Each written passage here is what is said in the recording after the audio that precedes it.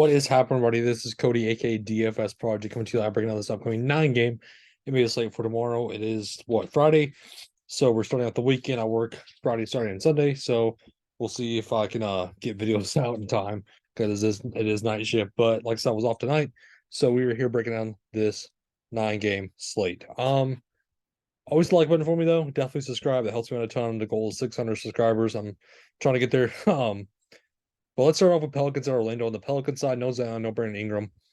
Marshall's questionable, and so was Herbert Jones. So you might not think that's big news for Marshall and Jones, but it kind of is because that could bump up Larry Nance's minutes a little bit. We could see more Dyson Daniels at 3-7, but CJ McCollum in this spot, I love it at 8-7. Joe Val looks good at 6-8. I like a lot of this Pelicans team, to be honest with you. I'm just not really getting to Jose Alvarado. That's kind of the main guy I'm not really looking at. But on the Orlando side, Widener's questionable. There's just not a lot on this Orlando team that I really want to get to. Maybe Marco Fultz, as bad as that sounds, it's hard to trust him. Maybe Bol, but really to me, it's pretty much Wendell Carter at 6'2" that's standing out, and that's about it on this Orlando team. On the Golden State and Cleveland game, on the Golden State side, I mean, I know they looked good tonight, but Steph Curry 10-4. I'd rather go out there spin up, so I aren't really going to Jordan Poole. Thompson and Wiggins are kind of interchangeable. Draymond Green is this there. He's going to be popular at 6-1. On the Cleveland side, big news is Donovan Mitchell. If he's out, I'm going to get to a lot of Darius Garland at 8-1. He's going to get a bump up. Levert's going to get a bump up at 5-4. And I wouldn't even be surprised if we see a little bit more of Ricky Rubio at 3-5. It's an interesting value at 3-5. But Jared Allen, Mobley, and Love, maybe some Evan Mobley at 6-4, and maybe some Jared Allen 6-5, but I would not play them together. Miami and Dallas game, it's kind of crazy that there's like reports about Luka might be going to the Heat when his contract's up. I don't believe it. I think he's going to stay in Dallas. I think it's going to be just like Dirk and stay in Dallas for cheaper price tag. I hope he does. I really hope he does, given that I am a Dallas fan and from that area. So, but on the Miami side, Bam Adebayo smash matchup for him at 8-4. I'd much rather go to him than Jimmy Butler. Tyler Hero, the price tag went down 6-7. It's okay to me. I'm not really getting the Lowry, Struss, Vincent, Martin. Those are kind of the odd men out.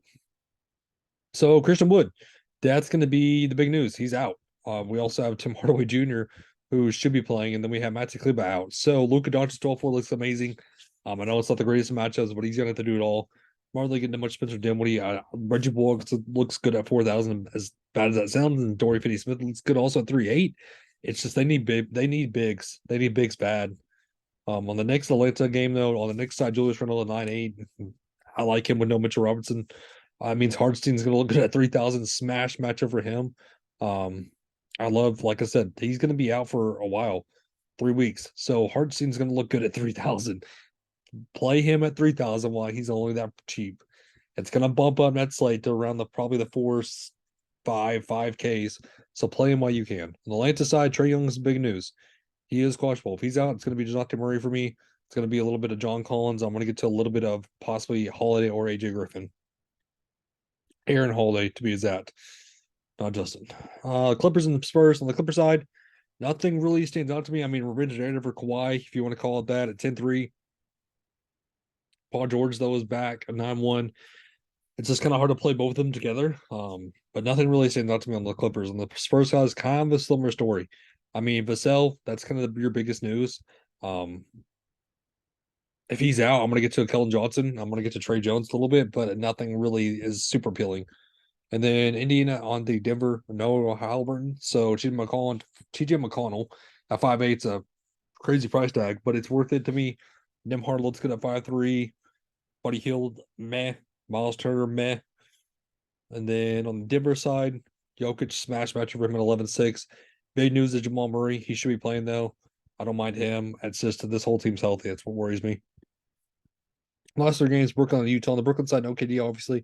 Kyrie's price, I didn't move. I like him at 9-9. I like a little bit of Ben Simmons at 7K. Joe Harris, I like him at 4-1. And then Claxton's okay at 7-4. On the Utah side, no Kelly O. So Walker Kessler once again looks good at 5-7. Laurie Markin, that's a bit priced. I had to pay for him, but I like it at 9.5. As crazy as it sounds, it's just a good matchup for Utah overall. Memphis and LA on the Memphis side, Jaw 9.6 is okay to me, but there's just a lot of spin ups. Jaren Jackson, I'm not really getting to. I'm not really getting Desmond Bain. The whole team's healthy, so you know how that goes. And the Lakers, LeBron James, questionable. If he's out, I'm gonna get to a lot of Westy. I'm gonna get to a lot of Dennis Schroeder. If he's in, it's pretty much just LeBron James for me. And that's basically it. Maybe some Schroeder still, maybe some Troy Brown if you need a value. And then last game, OKC at Kings on the OKC side, pretty much just SGA or bust right now with the whole team healthy at 9.7. And on the Kings, Sabonis is your biggest news. If he's out, it's going to be a lot of Rashawn Holmes. I'm going to get to him out of 3.5 and knows that's crazy, but I just like him. I like Terrence Davis is going to see a little bit more minutes. De'Aaron Fox look good at 8.2. This whole team will look good. So that wraps in the Safe Fest, though. Thank you for tuning in to the Great Safe Fest tonight. Have a good one, everybody.